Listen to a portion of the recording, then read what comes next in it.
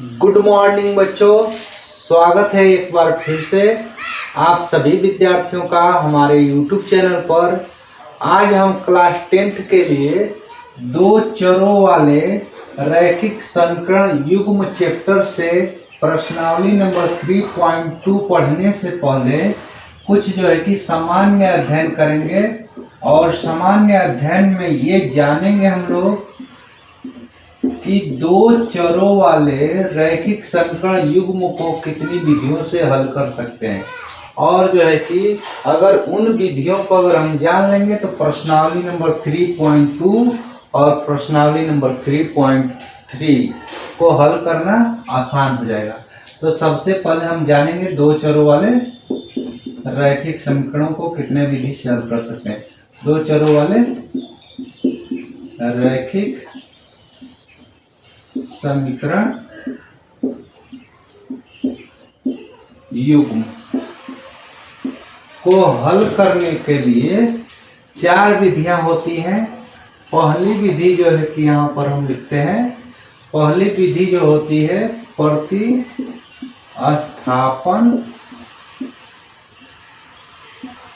विधि, और दूसरी विधि इसी में है तुलनात्मक विधि। तुलनात्मक विधि, और तीसरी विधि है विलोपन विधि। और चौथी जो विधि है वो वज्र गुणन विधि। इन सभी विधियों को हम जो है कि बारी बारी से हल करेंगे। यहाँ पर जो है कि हमें जो है कि दो चरों वाले रैखिक समीकरण युग्म चैप्टर में सिर्फ जो है कि प्रतिस्थापन विधि और विलोपन विधि को पढ़ना है, और तुलनात्मक और वज्र गुणन विधि को नहीं पढ़ना है। लेकिन हम जो है कि यहाँ पर जो है कि आप सभी को चारों विधियों को पढ़ाएंगे और सिखाएंगे, और जो है कि इसका जो है कि इस्तेमाल जो है कि अगर हम लोग करना है तो 9-10 के बाद जो है कि 11-12 में भी इस विधि से हम लोग दो चरों वाले अगर रैखिक समीकरण कहीं मिलते हैं तो उसको आसानी से हल कर लेंगे। तो ठीक है, जो है कि हम यहाँ पर एक क्वेश्चन लेते हैं और उन क्वेश्चनों को हम बारी बारी से पहले प्रतिस्थापन विधि से हल करेंगे, उसके बाद तुलनात्मक, उसके बाद विलोपन, उसके बाद वज्र गुणन विधि। तो ठीक है, इसको हम मिटा दे रहे हैं।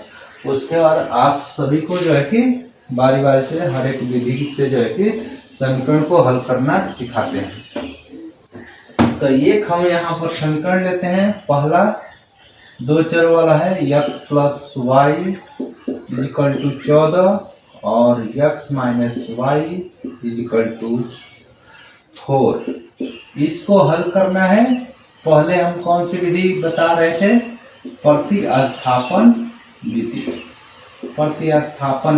और प्रतिस्थापन विधि अगर हम लोग सीख लेते हैं तो प्रश्नावली नंबर 3.2 के प्रश्नों को हल करना आसान हो जाएगा। तो सबसे पहले हम प्रतिस्थापन विधि को हल करेंगे। प्रतिस्थापन विधि से इन समीकरणों को हल करेंगे। तो यहाँ लिख लेते हैं समीकरण 1 और इसको लिखते हैं समीकरण 2। हम किसी भी समीकरण से चल सकते हैं। तो यहाँ पर हम लिख दे रहे हैं समीकरण 2 से क्या देखते हैं हम लोग? x - y = 4 है।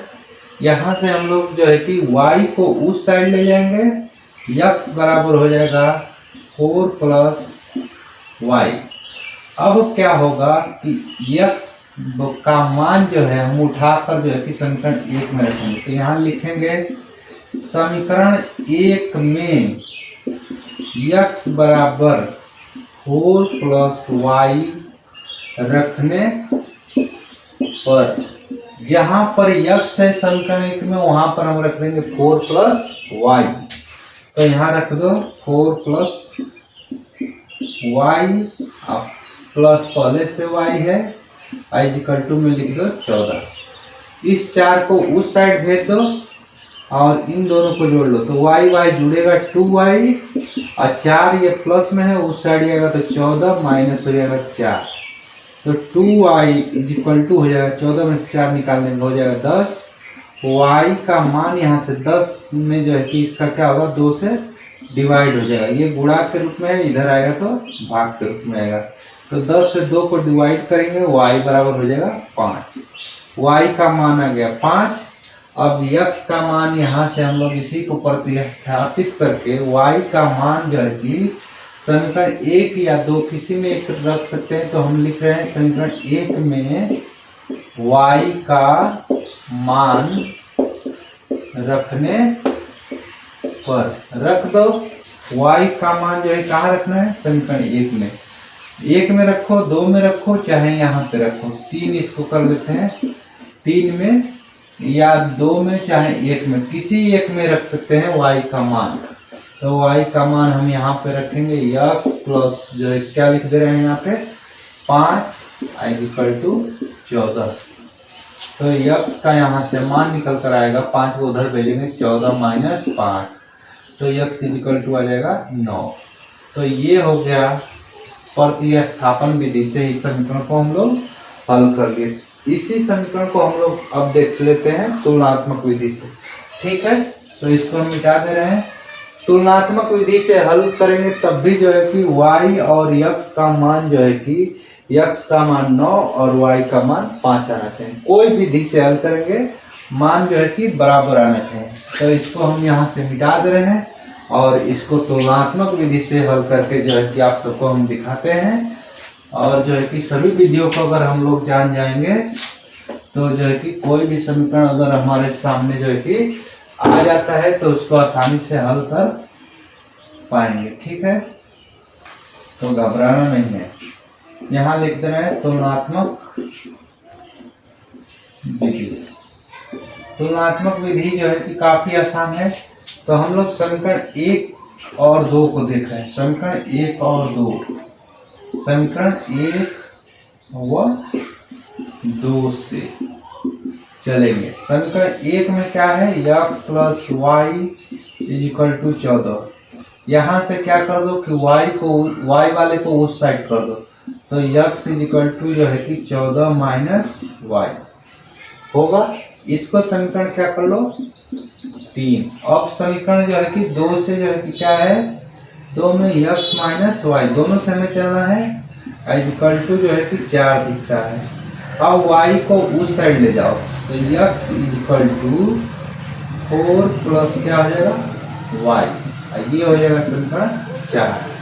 समीकरण 3 और 4 का, 3 और 4 का, समीकरण 3 और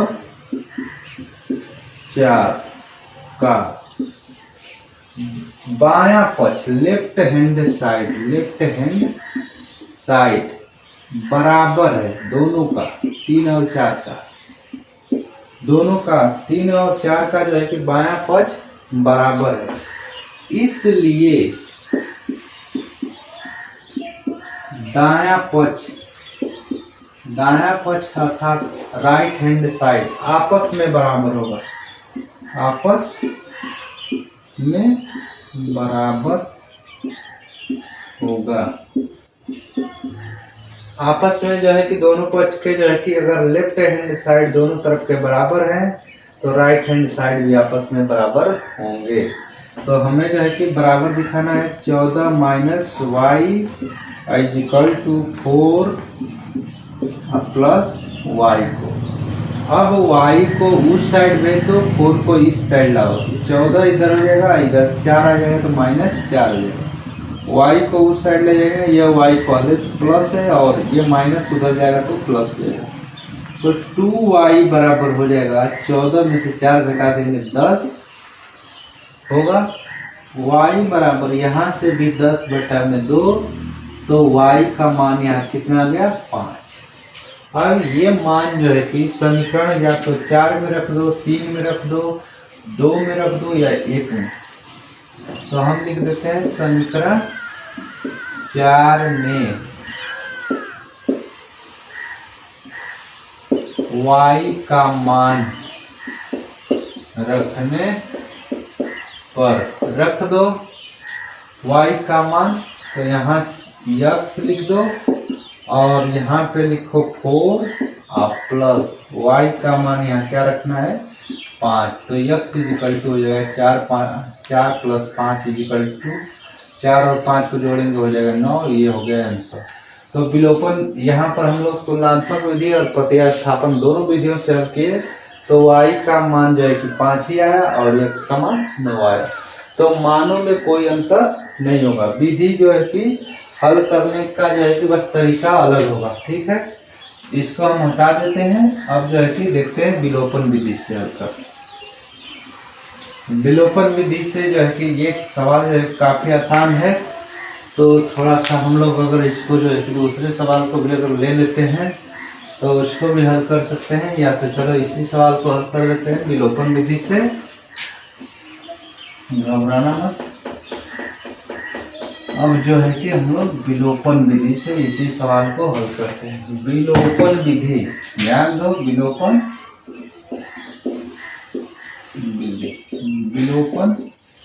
विधि से, विलोपन विधि में ये ध्यान देना है कि y या तो x कोई एक जो है कि या तो x वाले को हम लोग गायब करेंगे या तो y वाले को। तो यहाँ y वाला प्लस है और यहाँ y वाला माइनस है। तो हम लोग अगर इसको जोड़ देंगे समीकरण 1 2 को तो y में से y क्या होगा, कैंसिल हो जाएगा। तो यहाँ लिखते हैं समीकरण 1 और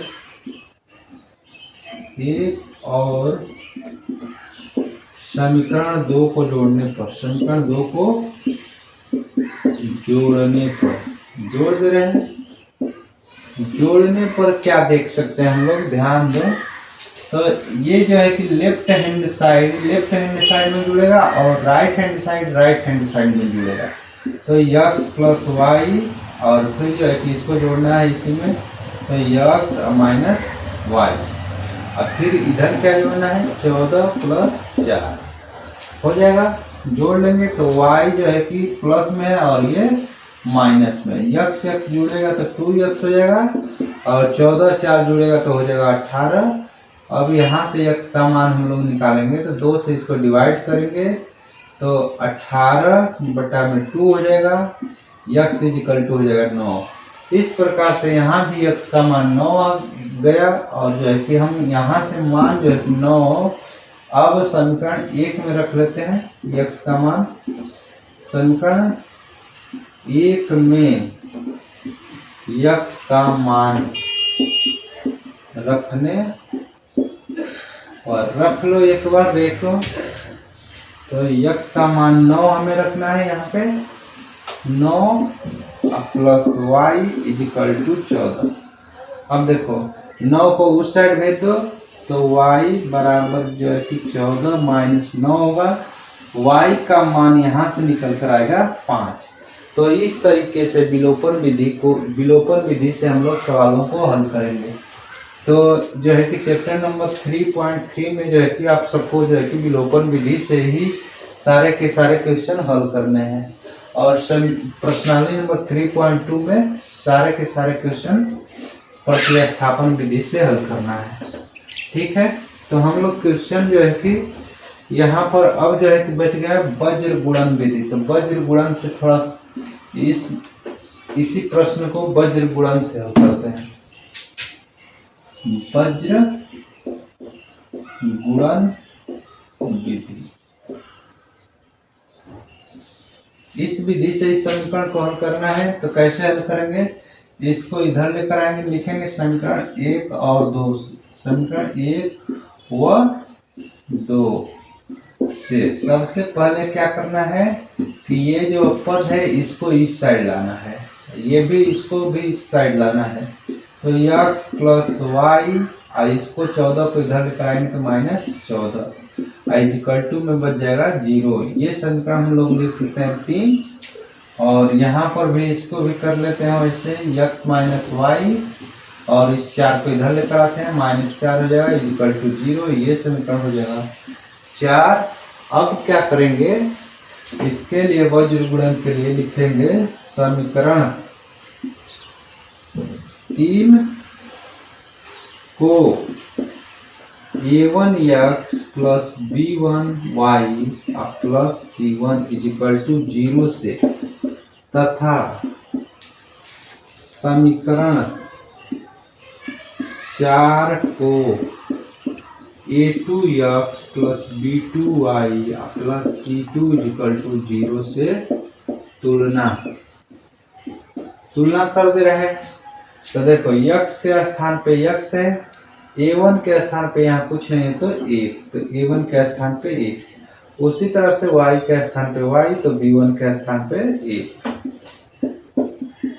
ठीक c1 के स्थान पे -14, और यहाँ पे भी वैसे ही करना है। तो a2 का मान आ जाएगा 1, b2 का मान क्या आएगा, तो b2 का मान माइनस के साथ 1 आएगा, और c2 का मान आ जाएगा माइनस जो है कि 14। वज्र गुणन का आप सूत्र देखते हैं, सबको याद हो जाना चाहिए, एक ही बार में हम बता रहे हैं।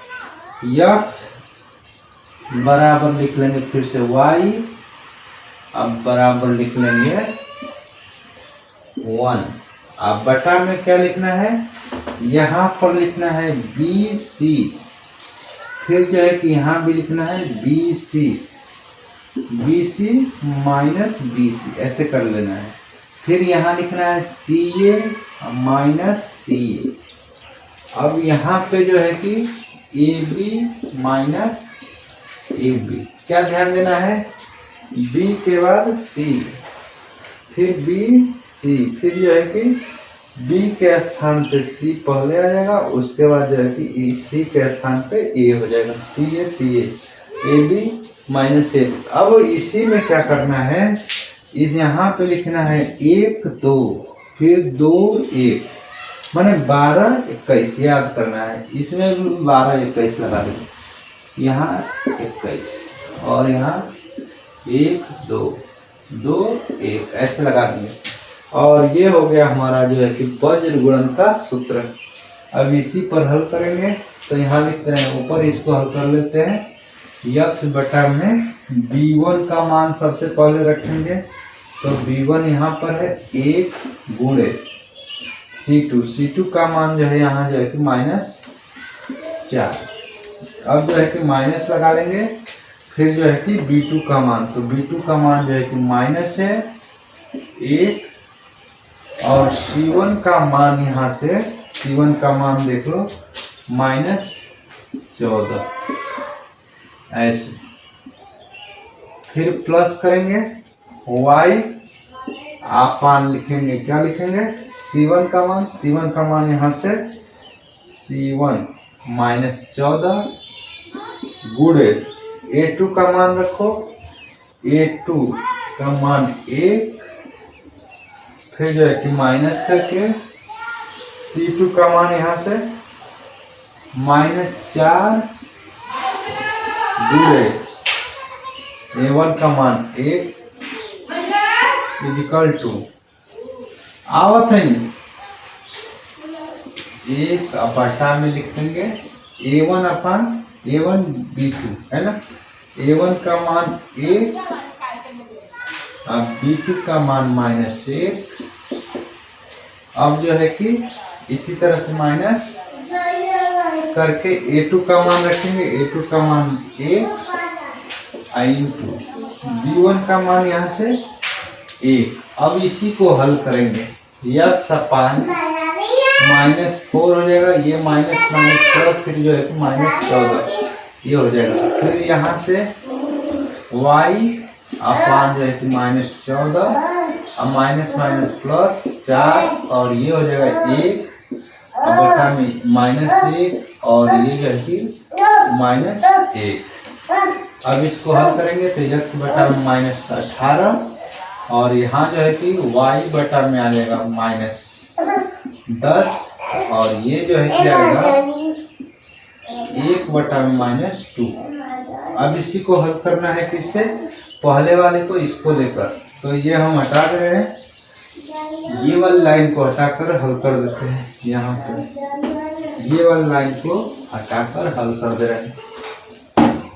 चलिए x -18 और इक्वल टू -1/2 से। इससे हल करेंगे पहले इसको और इसको लेकर, फिर इसको लेकर, तो माइनस से माइनस काट दो, 2 का इसमें गुणा होगा, 18 का इसमें, 2x 18, फिर जो है कि x इक्वल टू क्या हो जाएगा, 2 से भाग देंगे 9। ठीक इसी तरीके से हम y बटा में -10 इक्वल टू -1 बटा में, तो माइनस से माइनस काट दो, और 10 का इसमें जो है कि भाग गुणा कर दो, 10 बटा में 2 होगा, 10 को काटो, y बराबर जो है कि हो जाएगा 5। तो इस तरीके से हम लोगों ने वज्र गुणन विधि से भी जो है कि सवालों को सॉल्व करना सीख लिया है। तो आज के बाद जो है कि क्लास 10th 11th 12th कहीं भी अगर समीकरण 2 चरों वाले रैखिक समीकरण मिले, 1 2 युग्म के रूप में मिले, तो उनको जो है कि हम जो है कि इन चारों विधियों से आसानी से उसका मान ज्ञात कर सकते हैं। ठीक है, तो आज के लिए जितने भी विद्यार्थी हमारे साथ जुड़े सबको धन्यवाद।